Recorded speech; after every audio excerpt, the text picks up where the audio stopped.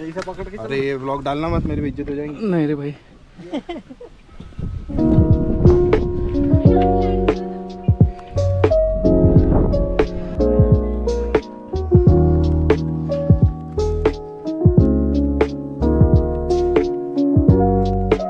नमस्कार मंडळी, आज आपण चाललो आहोत सह्याद्रीच्या कुशीत लपलेल्या त्रिकोणी आकाराच्या एका ऐतिहासिक आणि भव्य किल्ल्यावर, टिकोणा किल्ला म्हणजेच वितंडगड।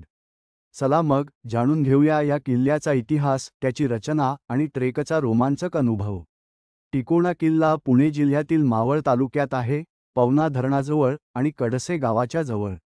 सुमारे 3500 फूट उंचीवर हा किल्ला त्याच्या त्रिकोणी आकारामुळे टिकोणा म्हणून ओळखला जातो। वरून तुंग, लोहगड, विसापूर आणि पवना तलावाचे अप्रतिम दृश्य दिसते।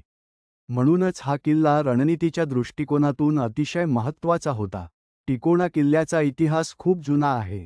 संशोधकांच्या मते सातवाहन काल इ.स. 200 ते 300 पासून इथे मानवी वस्ती होती। नंतर यादव राजवटीत किल्ल्याचे सामरिक महत्त्व वाढले। किल्ल्याच्या पायथ्याला असलेली बौद्ध लेणी, पाण्याची टाकं आणि गुहा हे त्याच्या प्राचीनतेचे दाखले आहेत। इ.स. 1657 मध्ये छत्रपती शिवाजी महाराजांनी टिकोणा किल्ला जिंकला आणि तो मराठा साम्राज्याचा भाग झाला।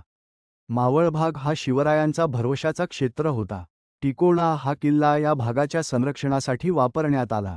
येथून दुश्मनांच्या हालचालींवर लक्ष ठेवता येत होतं। किल्ल्याच्या देखरेखीची जबाबदारी धान्यांचे देशमुख यांच्याकडे होती। इथे एक मोठं सैन्य तैनात असायचं। इ.स. 1682 मध्ये मुघल बादशाह औरंगजेबाच्या मोहिमेदरम्यान टिकोणा किल्ला मुघलांच्या ताब्यात गेला, पण नंतर मराठ्यांनी तो पुन्हा हस्तगत केला। शेवटी इ.स. 1818 मध्ये इंग्रजांनी टिकोणा किल्ला जिंकला आणि मराठा सत्तेचा अस्त झाला।